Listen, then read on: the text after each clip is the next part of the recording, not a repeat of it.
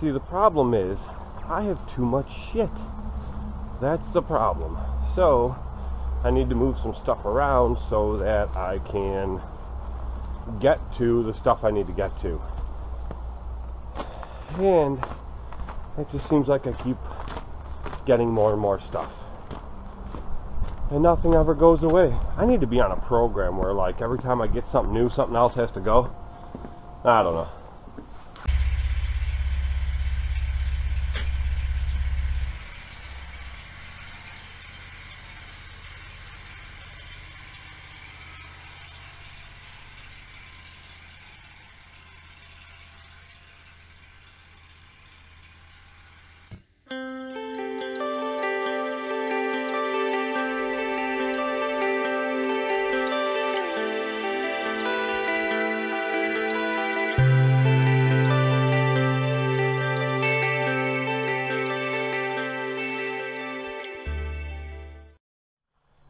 Okay, so here is my Exmark Vantage 36.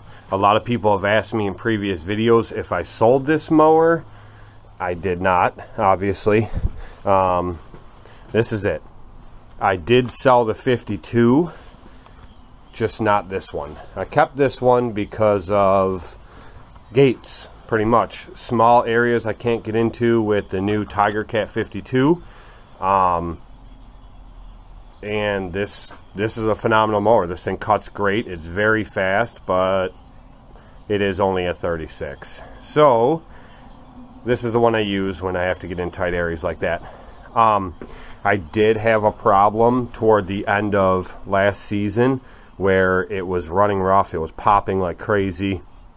So I took it down to my buddy's house. It has a small engine repair, and he pulled the valve cover gaskets off, or valve covers off, and behind there was a stuck valve on one side. I believe it was this side over here, and then this side over here, the valve was just crudted with crap. The exhaust valve, I believe it was.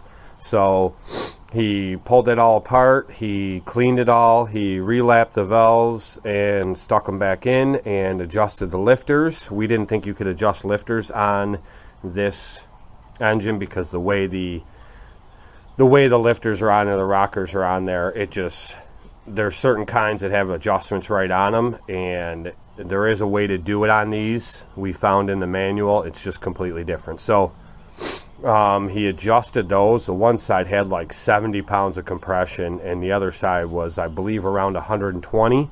I'm not positive. I don't know all the details and specs of that stuff, but I believe that's what he told me it was. So anyway, he put it all back together. He redid all the valves, both sides, and put new valve cover gaskets on it, and put it all back together, and it runs phenomenal now. He charged me like $105 to do it all, so it's pretty cheap. And yeah, and that was it. So he got that all done, and now the thing runs great. The problem I'm still having with it is every once in a while, now if you guys don't know about these mowers, this here is your safety. Okay, when the mower's running, you can let it out and it's fine. But when you have the PTO on, your blades are engaged, and you hold this in, if you let it go, the blades shut right off. So the issue that I'm having with it is every once in a while, even when the blades are not engaged, I'll have these in and I'll be pushing them forward to go forward, and every once in a while when I push them forward, it just wants to die right out. It'll shut right off, or come down, it'll almost shut off. I'll let off them real quick and it'll stay running. There is a safety in there. It's a plunger switch, and I probably have a spare. If you give me a second, I have so many junk drawers. Okay, this is it. This is what it looks like. And let me pull it out of this bag real quick. Boop. Okay. Pretty much every new mower has these. Zero turns have them in the controls, and it's a plunger. It goes in, out. And the thing with these switches are, sometimes they activate when it's out and you're good to go, completes a circuit, and sometimes it only activates when it's pushed in. Okay, so the thing is when you pull this lever in, it pushes that switch in. And that is one of the safeties. There's also safety on the brake here, the parking brake. I believe that is the only 2 safety switches on this thing. I've had mowers where there's been like 4 or 5 of them. As a matter of fact, the 52 I want to say had 4 of them. But anyway, so that's the deal with that.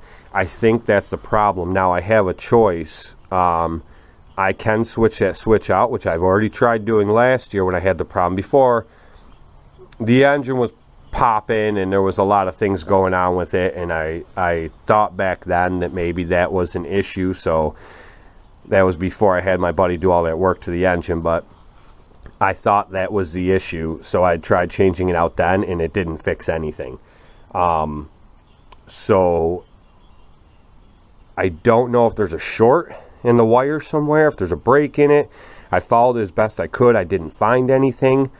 So I do have the option. I can just pull the switch out and jumper the 2 wires, and that eliminates that safety switch, and that should ultimately eliminate the problem. Now the downside of that is if I'm mowing and I fall off this mower and I let go of it like that, it's not going to shut the blades off. I know that's not the way I'm supposed to do it, and I know that that's not safe, but I've done it many times with mowers before where I've had problems, and you know, I just didn't have a choice at the time. I had to get it fixed. I had to keep mowing, and it was the quickest way to fix it. So since I'm the only one running my mowers now, I'm not too concerned with it. I just don't know if I want to do that yet. I may do it. I guess we'll see what happens. I'm going to, before I go messing with anything, because I brought this back about a month and a half ago, after I got it back from him, and I just put it in the back building, which you just saw. And then I had to move that around to get my 4-wheeler in there, but I stuck it in there, and that was it. When I picked it up from him, it was running great. It still runs great, but when I went to put it on the trailer, take it, and then brought it home and took it off the trailer, it did it again. So I'm thinking that that issue is still there, but then again, it was really cold too, so I don't know if it was just I was putting too much strain on the hydro units, and that's why it was wanting to shut down and bog down, because that'll happen as well. So I don't know if that was it or not. So what I'm gonna do is I'm gonna start up and let it run for a little bit, get nice and warm, and I'm gonna buzz it around the driveway here and see what happens. See if it does it. If it doesn't do it at all, then I'm not gonna mess with it. But if it does, then obviously I have to address that.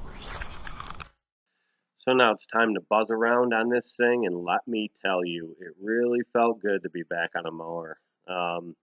These winters around here up in the Northeast, it'll really get to you. It's, I mean, I do a little bit of plowing, as you guys know, but there hasn't been much to plow all winter, so there hasn't been much in the way of that. But being on this mower, just, you could be sad and it makes you happy. You could be having a bad day, it makes you have a great day. Just, even though I'm not cutting grass, it just really felt good to be back on a mower.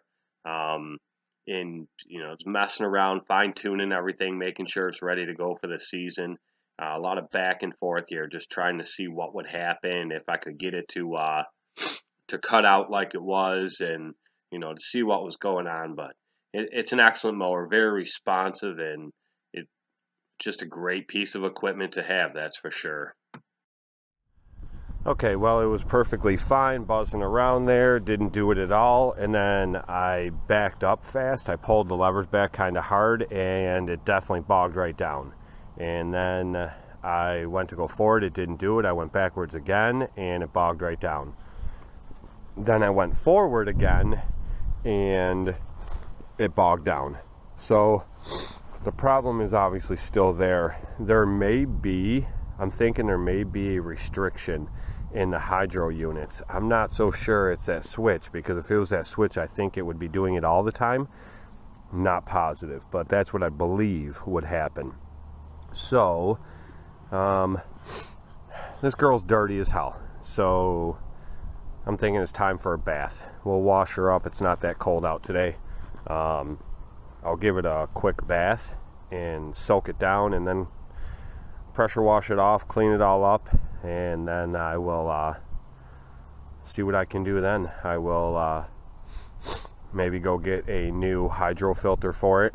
I use the 10 micron filters in these things. They're very expensive. If you go to a dealer, they're like 35, 36 bucks. What I do is I go to Napa and they're like $9. So yeah, let's give it a bath, and then maybe I'll go get a filter for it, drain the hydro system, put new hydro fluid in it, and go from there.